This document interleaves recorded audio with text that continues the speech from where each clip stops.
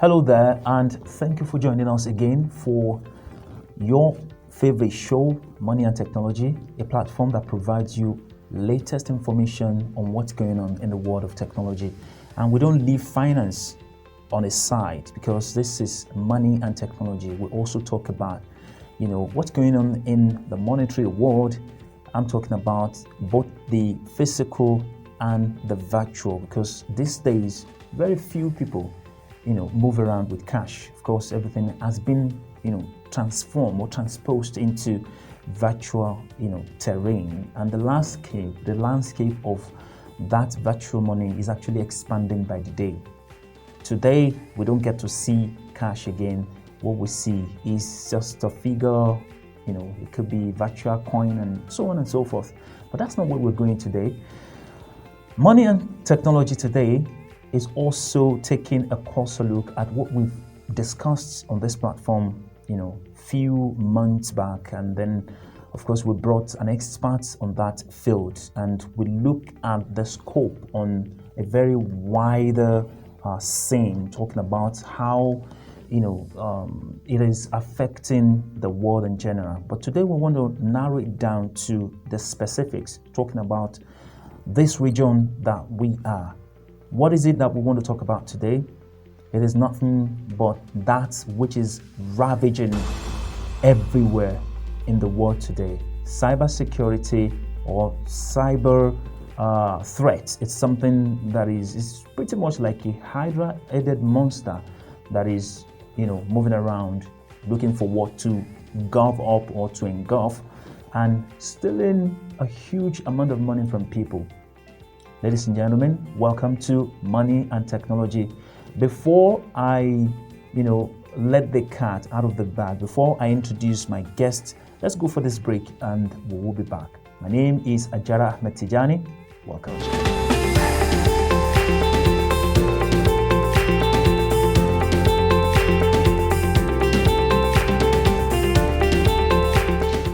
All right, welcome back. It is Money and Technology, your favorite show running on your darling TV, CBA TV. Again, my name is Ajara Ahmed Tijani. On the show today, we want to be looking at cyber security, the trend in Africa, and specifically in the Horn of Africa nation, speaking of the Somali region. And we have an expert on the show today by name FEISAL Ali Hussein. FEISAL Ali Hussein is a cybersecurity and finance monitoring expert. It really is a pleasure having you on the show today. Thank you very much. How are you? Glad to be here today. It really is a pleasure. Now, let's look at it from the global scene, okay? Today we get to hear about ransomware. Tomorrow it's about another thing. Threats are everywhere. What is the stage of cyber threats in the world today? Let's start from there. Thank you very much, Ajaro, for having me, and thank you and CBI TV. And the world is getting more and sophisticated. Your introduction really was a great thing, and we are getting more sophisticated. We are getting more smarter, especially the developing countries like Asia and Africa are getting more smarter. You have mentioned, we are going to be a cashless societies, especially in Somaliland and many other African countries. In Somaliland, it's very hard nowadays to see a person carrying a cash. You will see the norm is that and the other one, and they have cash, all those things. So it shows we are getting more deeper and deeper into technology, and those blessings comes all the time with risk. And the main and the three parameters that cybersecurity and protect is confidentiality, integrity, and availability. If we don't have a confidentiality for a certain system that we are using, that's going to be really problematic, because no one want to get more exposed or and his personal or her personal information to get leaked. So and the more sophisticated our technology getting, the more sophisticated we are getting in terms of smarter systems, and the more we are getting more connected.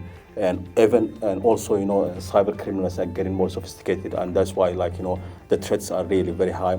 In 2019, they have estimated that $440 billion was lost because of cyber crimes. My God. Yeah. Lost to where? Lost to the ocean, or maybe one shark?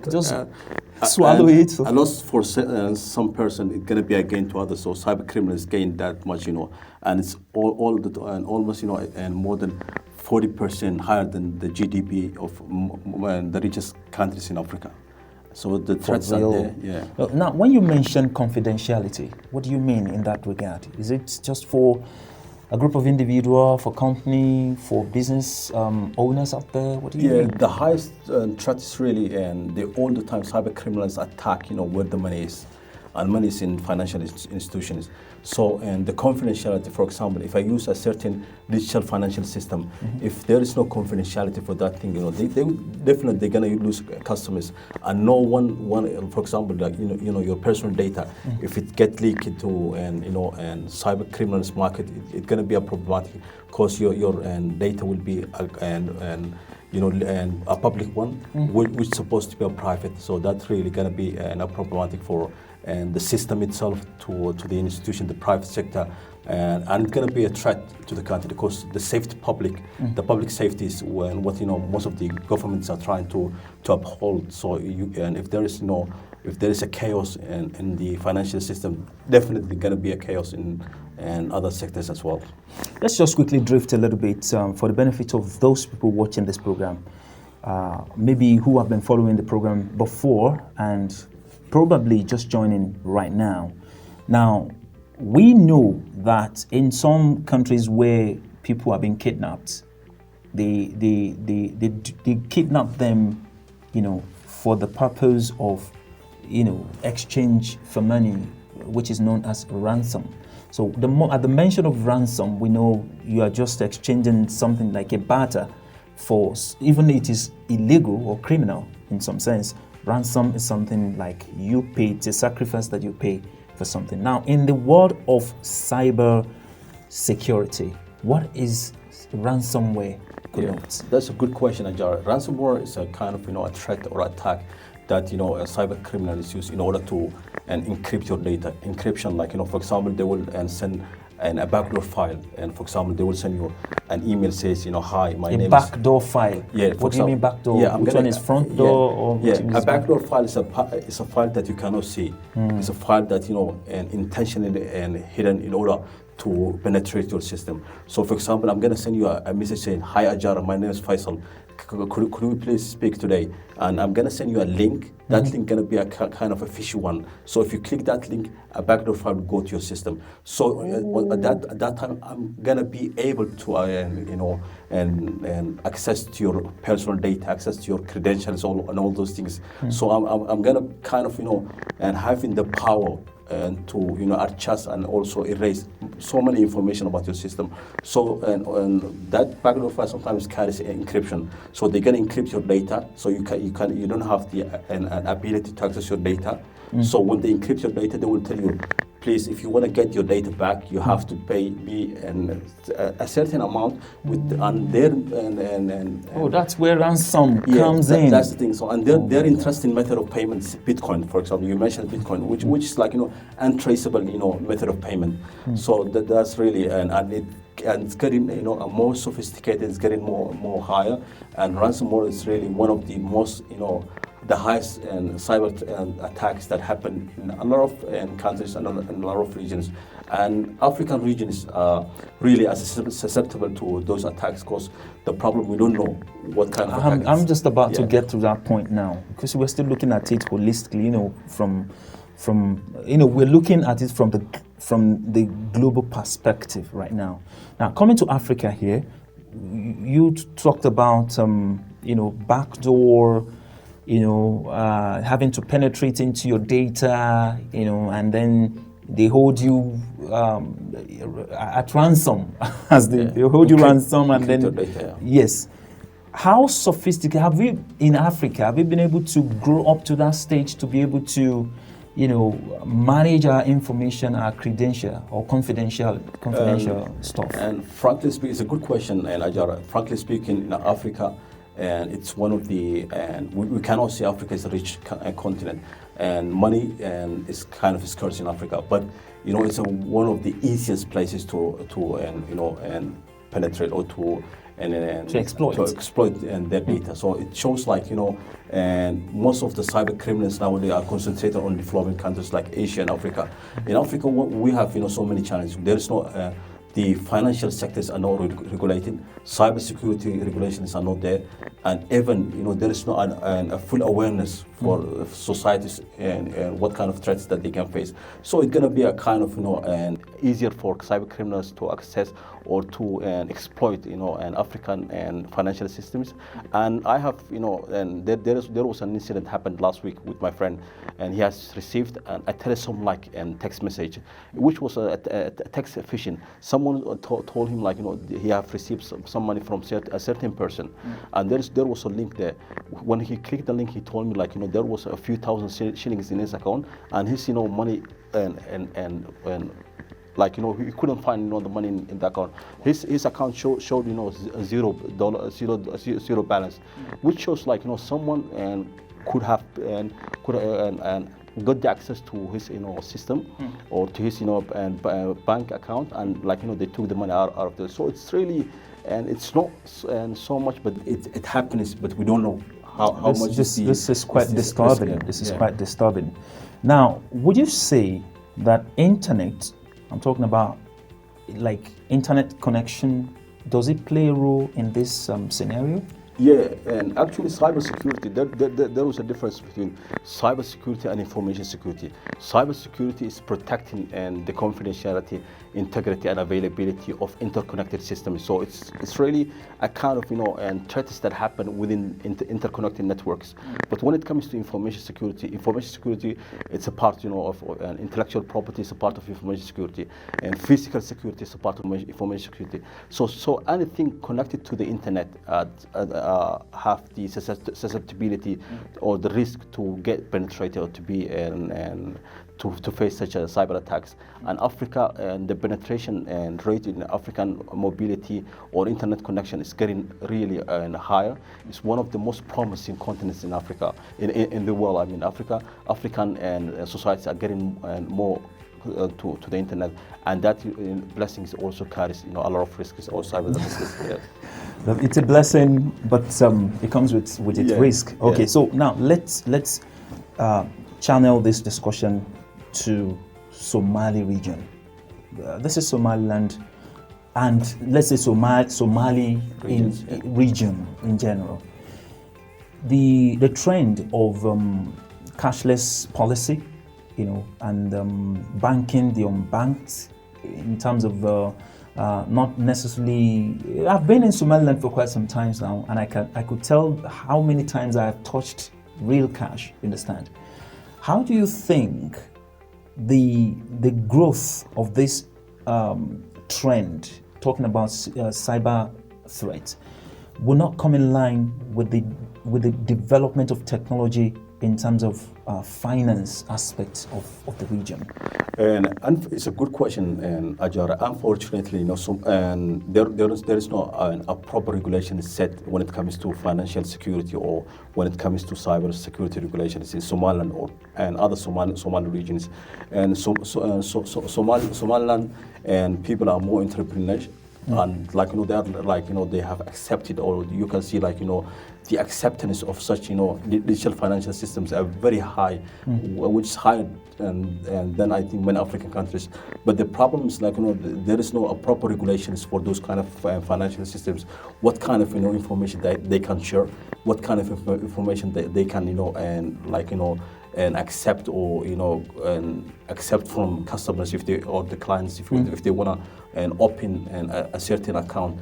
And those kind of things really depends on the policies and on the policies that the national policies. I mean, so there is no proper framework when it comes to financial and systems regulation. Should that come from Ministry of Finance or? Yeah, it's really there is a body called financial task force, and those kind of issues really are related to Somalia, because anti-money laundering could happen in Somalia, but we don't know if it happens now or it could happen. It's a good thing that you mentioned this. Sorry for cutting you there. I read something not quite long about the rate of money laundering in Africa, and let's say Somalia to be specific, is ranked among the top 10 where money laundering, is happening. What do you think? Because you are also a financial monitoring expert, to some greater extent. How do you think this situation of money laundering can be fought? And money laundering is really, we can say I can agree or I cannot agree with this kind of claim, because we don't have proper data about Somalia or Somaliland, and that really is a problematic thing. The other thing, Somali people dependent on remittance. Yes. or Hawala systems. Mm-hmm. Hawala systems are kind of unregulated, and they cannot, they don't function as a proper banking or proper money and transfer and institutions in the world or global institution. Mm-hmm. In 2003, and Al Barakat and Hawala, has been sanctioned or as a money and an ATF or CTF institution, which means an institution that supports terrorism or terrorist and it's a medium and channel for money terrorism, as the Western countries claimed. But later on, they have been taken out from the sanction list. Those kind of things happen because there is no proper regulation in the country. Somaliland does not have a proper financial regulations that could monitor this kind of activities. We don't have a proper anti-money laundering and regulations or policies. So those kind of things could happen in our country. To what extent, and we don't know, because there is no proper data. So and from there we can take if we want to thrive as a country, because this is a public safety. This is a public safety, for a country to progress forward, they have to have a strong system that could protect their financial system. Now, it's a good thing that you drifted a little bit into sponsoring of terrorism. Now, from the same sort, which I lifted the phrase that I used, that Somalia is ranked among maybe the top 10 in the world, or maybe in Africa. Now, sponsoring or promoting or sponsoring terrorism is something that it's a big problem in this part of the world, right? And just like every other part of African countries and beyond. What is the issue with the data that you mentioned? Inappropriate documentation or data. How do you think, or what is a systemic way of getting an appropriate data of people sending money either through Hawala or Baraka, just like you've mentioned? Somali region is one of the key areas in Africa where money is being sent from abroad. There are quite a number of Somali outside the world, in Europe, in America, in Asia. Just mention, they are scattered around the world, and there is a lot of money coming in or money going out. So how do you think the government or the concerned authority can actually look into getting the data right? How? Yeah, and that's really a good question. And when it comes to Somalis, they are very, very connected in society, and we help each other. And most of the senders of money sent from European countries and North American countries. So those countries are well established when it comes to financial monitoring, and they have proper and way of monitoring those kind of activities. So if for example, if you want to send a money more than $1,000, they have to copy your ID. Your identification document, in order, if there is a problem with this transaction, they can trace you and they can get you back. They can find you easily. In Somalia, we don't have such a thing. Okay. You can see a person carrying 500,000 USD. It goes to those digital financial systems. They will put the money and nobody traced. We cannot. How we can know the source of this money? whether it's a clear money. Where's the money going? Yeah, and who are the people involved in this transaction? That's good. Where the money came from and where the money goes. That's really good. And how we can find if this money has been taxed, because this kind of problem also creates a tax evasion to our taxing system, which is really a problem to our economy as well. So and for such problems to be controlled, the country, the current and Somalian parliament should come with a strong and aggressive rules and when it comes to money anti-money laundering, stronger rules when it comes to financial terrorism and also and other financial activities that could harm the economy of our country. Thank you very much. And I'm just looking at you being a cyber security expert. In this situation now, one can be smart about it. We are Africans. We can just look at, okay, I'm sending $50,000. It's just about creating different accounts and getting different informations from people. And then I send, let's say, 1,000 to this person. I can just split it around. What concerted efforts would you recommend for government to really, we've got to be on top of this situation? If we're not, just like you've said, it arms the economy, it encourages tax evasion, and then it supports terrorism or money laundering as the case is. What solid or concerted effort would you recommend for the authority to step up their game towards this menace? And the country or the government should create a unit called Financial Intelligence Unit. Thank you. Which is really the unit that connects the private sector and monitors the private sector and reports to the public sector. This kind of units really, and it's a part of the FAT recommendation or Financial Task Force recommendation, and they have a proper and set of rules on how to create, on how to follow up with this or establish such a unit. This kind of units are units that will create investigators, people that will, for example, if there is a certain an account that someone could want to open, they have to send their credentials or their documents to the FIU unit before the bank and opens a certain FIU account. Means Financial Intelligence Unit.